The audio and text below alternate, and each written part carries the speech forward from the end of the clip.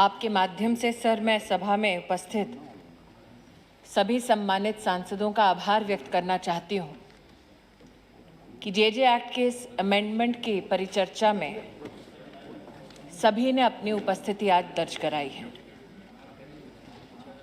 यही संसद गवाह रहा साल 2015 में, जब बच्चों के संरक्षण की दृष्टि से संसद ने जेजे एक्ट के अमेंडमेंट में कुछ रिफॉर्म्स करने का प्रयास किया। चाहे वो ऑर्फन, अबैंडन्ड और सरेंडर्ड बच्चों की परिभाषा हो, चाहे वो अडॉप्शन को लेकर कुछ नए निर्णय हो, चाहे वो हीनियस ऑफेंसेस की कैटेगरीज को या पेटी और सीरियस ऑफेंसेस की कैटेगरी को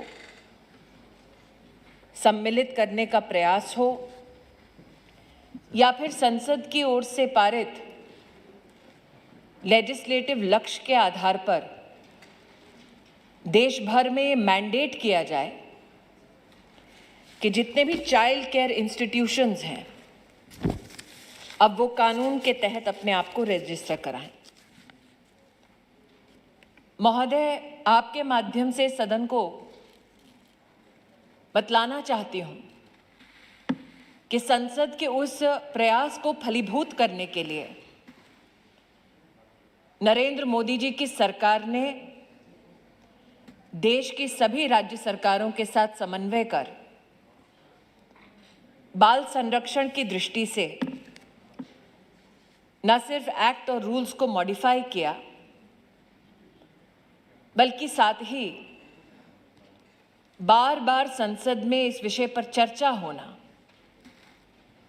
कि should passage of legislation suffice, should we also not endure and ensure that implementation of law is equally successful? उसी संकल्प के साथ national commission for protection of child rights ने मंत्रालय द्वारा दिए गए क्वेश्चनेयर के माध्यम से देश भर के 7,000 से ज़्यादा चाइल्ड केयर इंस्टीट्यूशन का मुआयना किया, ऑडिट किया। आपके माध्यम से सदन को बताना चाहती हूं कि देश में लगभग 90% चाइल्ड केयर इंस्टीट्यूशंस एनजीओज द्वारा चलाए जाते हैं। इन चाइल्ड केयर इंस्टीट्यूशंस में वो बच्चे रखे जाते हैं जो कानून का संरक्षण मांगते हैं, वो बच्चे भी आश्रय पाते हैं और ये अपेक्षा होती है हमारी कि जो कॉन्फ्लिक्ट विद लॉ के वाले बच्चे हैं उनको भी रेस्टिट्यूशन, रिहैबिलिटेशन की दृष्टि से भी एक वातावरण प्राप्त हो। चाहे वो बच्चा ऑर्फन हो, चाहे वो बच्चा चाइल्ड लेबर से रेस्क्यू किया गया हो, ऐसे सभी बच्चों के संरक्षण के संकल्प के साथ भारत सरकार और प्रदेश की सरकारें चाइल्ड केयर इंस्टीट्यूशंस की तरफ बच्चों के संरक्षण की दृष्टि से देखती है। उस ऑडिट में महोदय कुछ गंभीर चीजें पाई गई। 29% ऐसी इंस्टीट्यूशंस हमारे देश में जेजे एक्ट के अंतर्गत रजिस्टर्ड ही नहीं थी। कानून का अनुपालन उन्हें स्वीकार ही नहीं था। ये जानते हुए कि संसद ने ऐसा कानून पारित किया, भारत सरकार और प्रदेश की सरकारें इस कानून को इंप्लीमेंट करने के लिए प्रतिबद्ध हैं, तब भी 2015 के पैसेज के बाद भी संस्थाओं ने अपने आप को रजिस्टर नहीं किया। इस ऑडिट में पाया गया कि देश भर में ऐसे कई राज्य हैं जहां पर 20% से कम मात्रा में विशेष लड़कियों के लिए व्यवस्था की गई। संस्थाएं ऐसी इन 7,000 संस्थाओं में जिसमें 26% तो चाइल्ड वेलफेयर ऑफिसर ही नहीं था।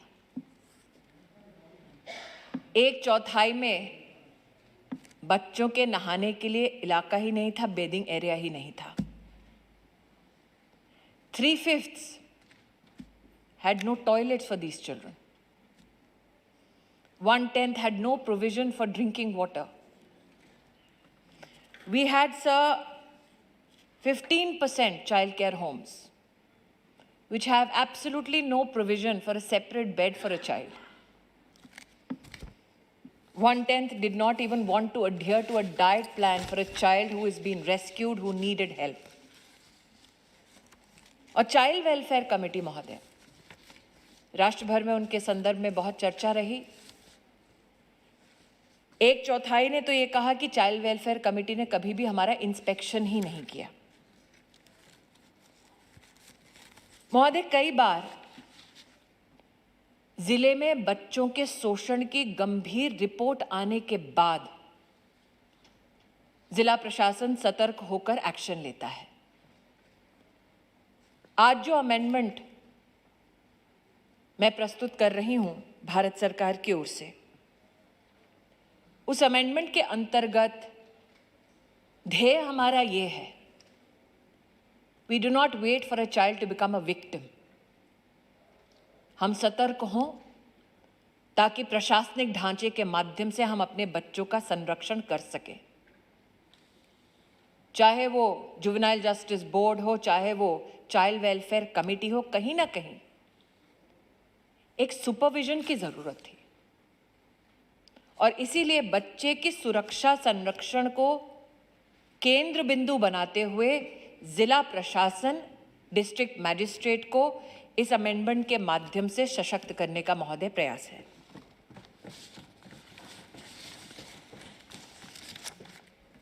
जब बच्चा सिस्टम में कहीं छूट जाता है महोदय, तो उसकी हालत क्या होती है?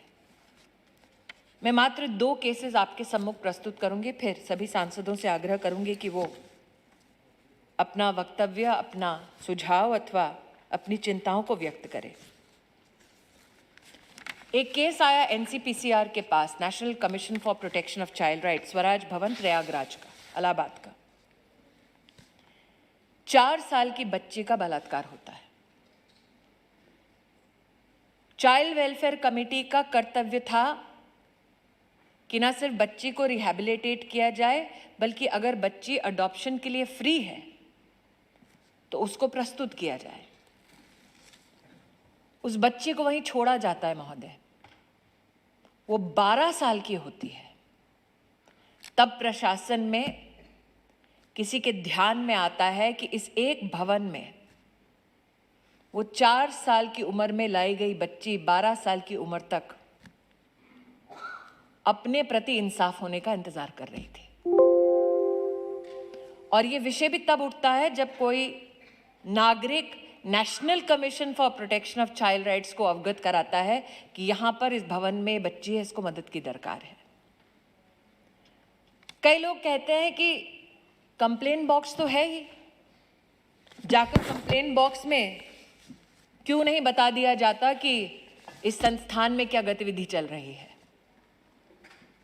एक बॉयज चिल्ड्रन होम महोदय भागलपुर में था, चलाने वाली संस्थान थी रूपम प्रगति समाज समिति। उस पूरे होम में एक ही स्टाफ मेंबर ऐसा था महोदय जिसको पता था कि उस होम में बच्चों का किस प्रकार से शोषण हो रहा है। मैनेजमेंट कमेटी खुलासा नहीं चाहती थी। आप उस होम में बच्चों का दर्द समझिए। वो इस भावना के साथ कि कोई कंप्लेंट बॉक्स में हमारी पत्र को पढ़ेगा, हर दिन कोई बच्चा जाकर उस कंप्लेंट बॉक्स में अपनी दर्द को, अपने आक्रोश को या अपनी इच्छा को कि रेस्क्यू अस, वो उस बॉक्स में डालता, लेकिन उस बॉक्स के ताले की चाबी मैनेजमेंट अपने पास रखता। और अगर स्टाफ का मेंबर कुछ बोलता तो उस मेंबर को हटा दिया जाता। वहां पर भी महोदय, जब जिला प्रशासन के पास समाचार आया,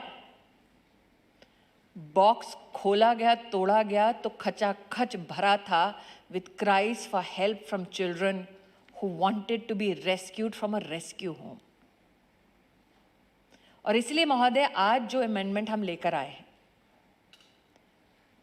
भारत सरकार के बारे में रिफॉर्म की जब चर्चा होती है महोदय, तब इस सदन में फाइनेंशियल रिफॉर्म, एडमिनिस्ट्रेटिव रिफॉर्म्स के बारे में कई बार हम लोग चर्चाएं सुनते हैं। Children do not vote. So for them, they feel sometimes they do not count. और आज का जो रिफॉर्म है महोदय, वो एक मानवीय संकल्प है, न सिर्फ इस सरकार का बल्कि इस सदन का. There are politics can possibly divide us, enrage us, make us debate and deliberate. But for us, what is sacrosanct is the protection of our children. महोदय, इसमें अमेंडमेंट्स की दृष्टि से, अडॉप्शंस के संदर्भ में भी जिला मजिस्ट्रेट के पास हम पूर्ण रूप से पावर्स दे रहे हैं. 2015 में अडॉप्शन की दृष्टि से एक निर्णय लिया गया कि कोर्ट्स को तवज्जो दी जाए, लेकिन ये भी कहना सही होगा कि आज की तारीख में मार्च 2021 में देश में 900 ऐसे केसेस हैं जो वर्षों वर्ष से लंबित हैं, क्योंकि उन्हें समय पर अडॉप्शन प्रोसेसेस कंप्लीट करने में our courts are so burdened that they are not getting the help that they constitutionally deserve to adopt these children who need protection and care. साथ ही महोदय, मुख्यतः जो विशेष इस अमेंडमेंट में एक लाइन ऑफ डिस्टिंक्ट रिस्पॉन्सिबिलिटी हम ड्रॉ कर रहे हैं. चाइल्ड वेलफेयर कमेटी एक क्वाजी जुडिशियल बॉडी है, लेकिन उस चाइल्ड वेलफेयर कमेटी की सिटिंग्स कितनी बार हो? अगर आप सिटिंग्स में आए नहीं तो क्या आपकी कहीं भी कोई जिम्मेदारी नहीं बनती, रिपोर्टाज नहीं बनती? अगर आप उस कमेटी के मेंबरान बनते हैं तो क्या आपके क्वालिफिकेशन को लेकर क्या कोई विशेष प्रावधान है? Our intention, sir, is to define those qualifications for the Child Welfare Committee so that it becomes a distinct privilege to serve our children through those committees.